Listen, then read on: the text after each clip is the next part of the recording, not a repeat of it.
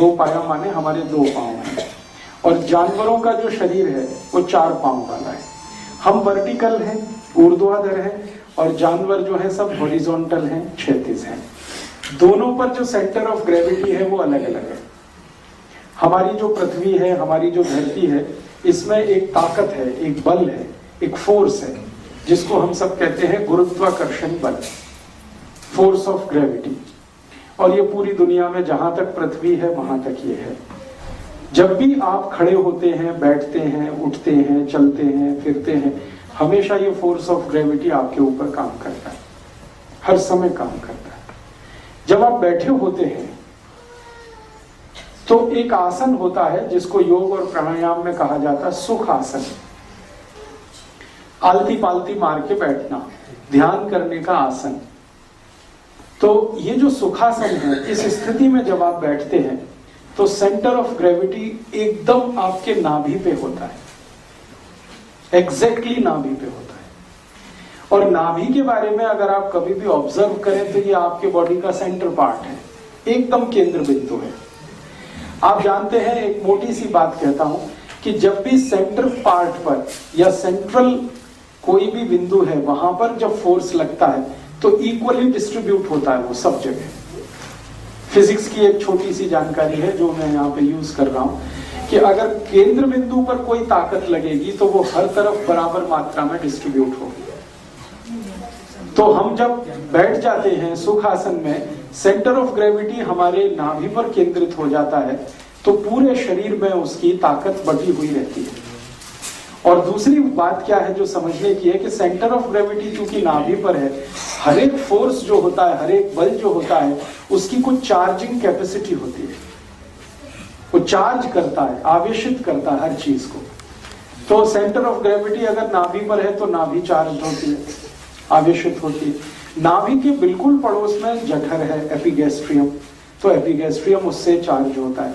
Epigastrium की charging का मतलब है उसमें अग्नि ज्यादा होती है, और अग्नि ज्यादा होने का मतलब है डाइजेशन के लिए पेस्ट अच्छे से बनता है, और पेस्ट अच्छा बनेगा तो रस अच्छा बनेगा, रस अच्छा बनेगा तो मांस मज्जा रक्त वीर्य जो मैंने कल बताया वो अच्छे से बनेगा, और वो अच्छे से बनेगा तो लाइफ आपकी डिसीज फ्री है।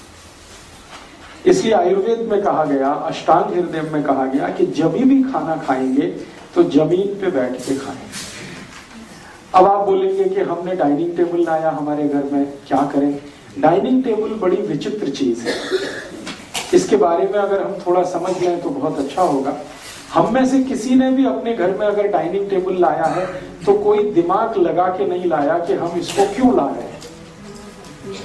ज्यादातर घर वालों को मैंने पूछा है कि भाई आपने डाइनिंग टेबल लिया तो उसके पहले कुछ सोचा होगा कि इसको लाना है तो क्या करना है, क्यों लाना है, इसका यूटिलाइजेशन क्या है।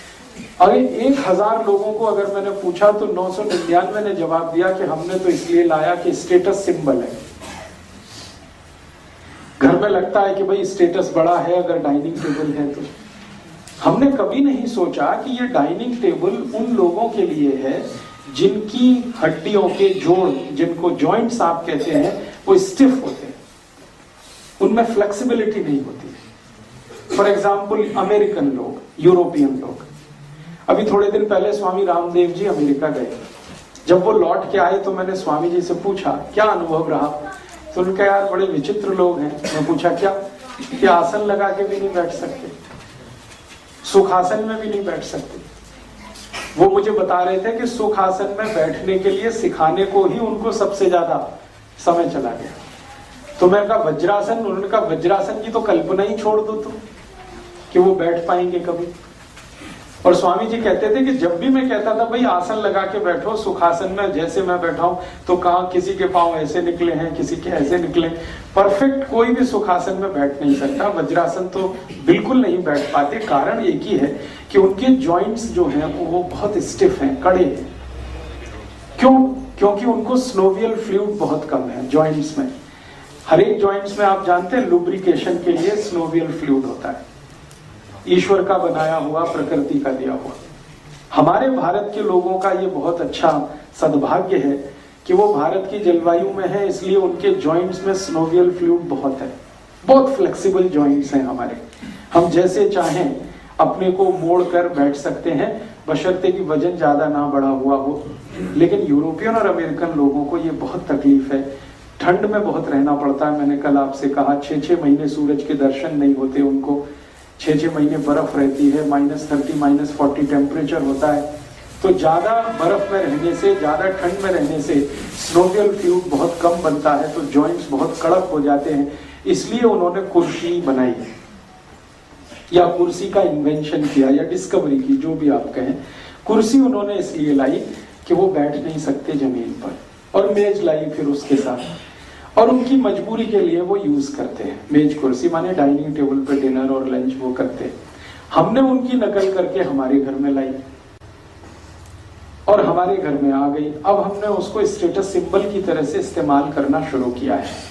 और माफ कीजिएगा ये बात कहने के लिए कि जब से हमने डाइनिंग टेबल पे खाना शुरू किया है, तभी से हमारे पेट बाहर निकलना शुरू हो गए, क्योंकि हमारे लिए वो प्रॉब्लमेटिक है। हम जब जमीन पे बैठते हैं सुखासन लगा के, तो उसमें बंद लगता है।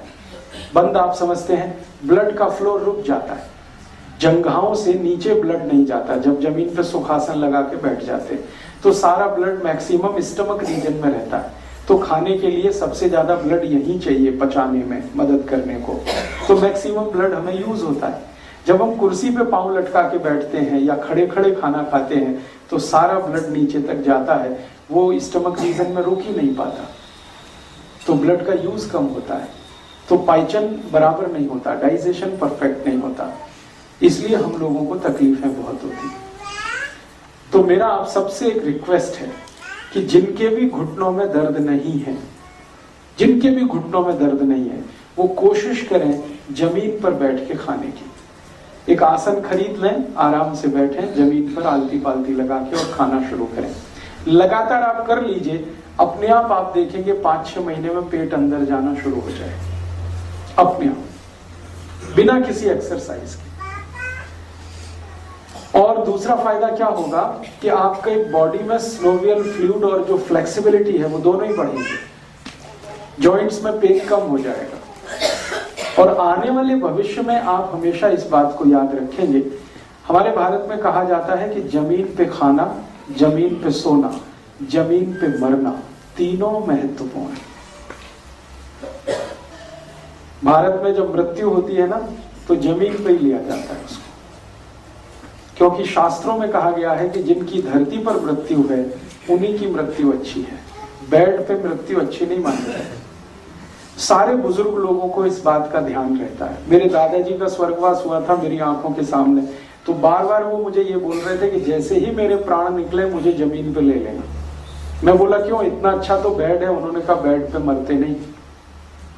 तब से मेरे दिमाग में आया क्यों नहीं मरते बेड पे, तो पता चला उसका पूरा विधान और शास्त्र है। और विधान और शास्त्र यही है कि आपका जो अस्तित्व है इस पृथ्वी पर, वो सेंटर ऑफ ग्रेविटी के कारण, फोर्स ऑफ ग्रेविटी के कारण है। आपका सारा अस्तित्व, आपका जीना, आपका मरना, सब कुछ उसके साथ है। तो जब आप मर रहे हैं तो उसके संपर्क में रहिए, खाने के समय उसके संपर्क में रहिए, जमीन के संपर्क में ज्यादा से ज्यादा रहना।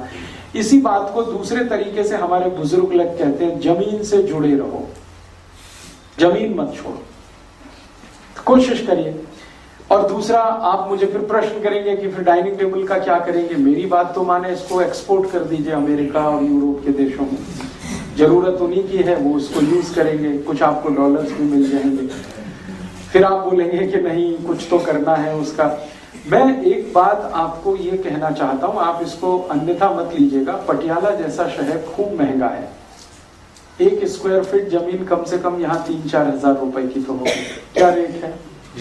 इतना 3-4 हजार रुपए स्क्वायर फीट की जहां जमीन मिलती हो, वहां डाइनिंग टेबल से आपने कितना स्क्वायर फीट घर में कवर करके रखा है, जरा कैलकुलेट करो। एक तो डाइनिंग टेबल में इन्वेस्ट कर दिया, फिर कम से कम आपने 5-6 फीट लंबा चौड़ा होगा और 2-3 फीट चौड़ा माने उसकी ब्रेथ होगी, कम से कम तो 18-20 स्क्वायर फीट जमीन आपने कवर करके रखी है। 4000 से उसका गुणा कर लो, इतने रुपए आप वेस्ट कर रहे हैं। और फिर उसकी सफाई के लिए भी, झाड़ू पोछा लगाने के लिए भी तकलीफ होती है। और अल्टीमेटली जो मैं आपसे कहना चाहता हूं वो ये कि हमारे देश में वास्तुशास्त्र नाम का एक बहुत बड़ा विज्ञान है। वास्तुशास्त्र में ये कहा गया है कि घर में जितना स्पेस खुला रहता है, दिल और दिमाग भी उतना ही खुला रहता है। घर के स्पेस को जितना कवर करके आप रखेंगे, दिल और दिमाग